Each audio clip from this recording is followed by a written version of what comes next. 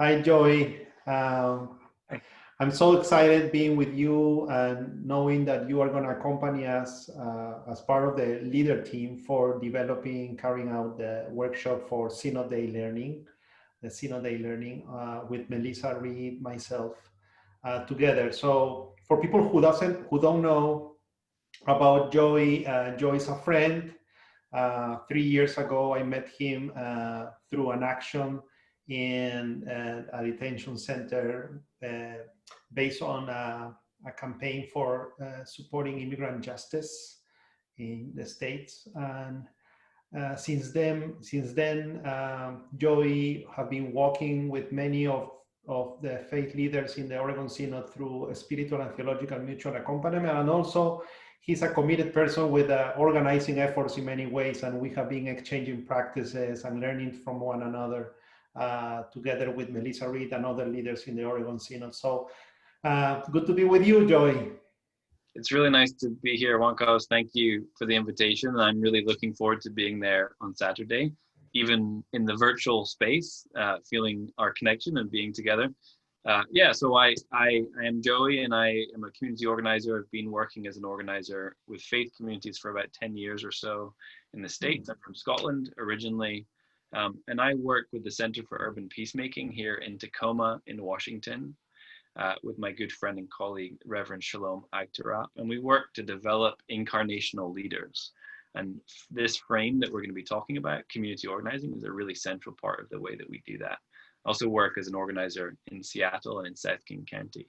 And in the last 3 years, like Juan Carlos said, I've been part of relationships and walking together with folks throughout Oregon and with the Oregon Synod for this last couple of years. And these have been some of the most fruitful and encouraging and energetic relationships that I've had, and I'm so grateful for that. So I'm grateful for the invitation, Juan Carlos, for Saturday.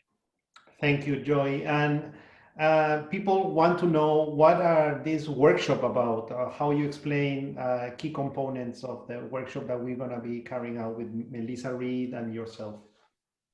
Yeah, sure. So a lot of the conversations and the practice that we've been involved in together with Melissa and with others, I think has taught us a lot of the reflections that we're going to be sharing on Saturday. And so we're trying to share from our experience and our practice in these last few years.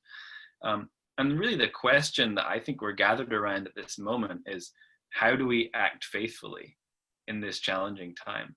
And this is a really painful and challenging moment that we're in. And I'm, like I said, I'm here in Tacoma and I'm breathing toxic air because our earth is in pain because of inequality, because of climate change, and for many, many structural reasons. And we're experiencing it in a bodily way right now when we step out our front door.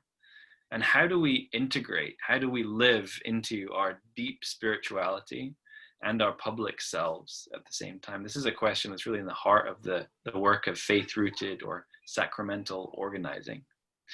And really my experience has been in the States, but also in Scotland where I grew up, that there aren't many places we can integrate our spirituality and our public selves. And in fact, that it feels often to me that the structures of the world are built to separate us into these different parts.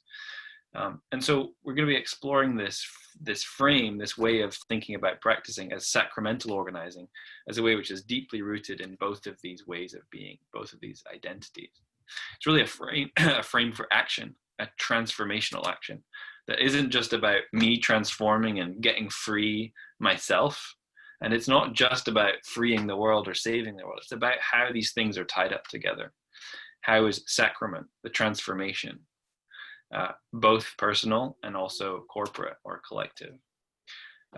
And really for me, this is about humanness, and we're going to be exploring that, becoming human, becoming integrated when the world really wants us to be separated.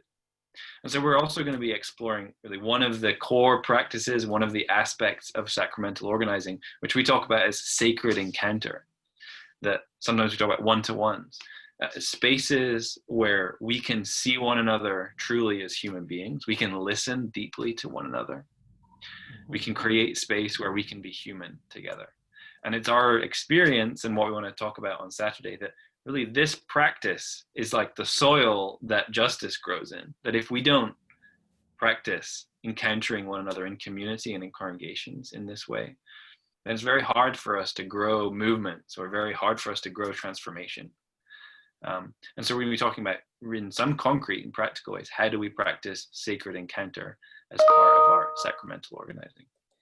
Thank you, Joey. And also I want people to know that we have been calling all leaders in the Oregon Synod about we are already moving from fear to courageous love.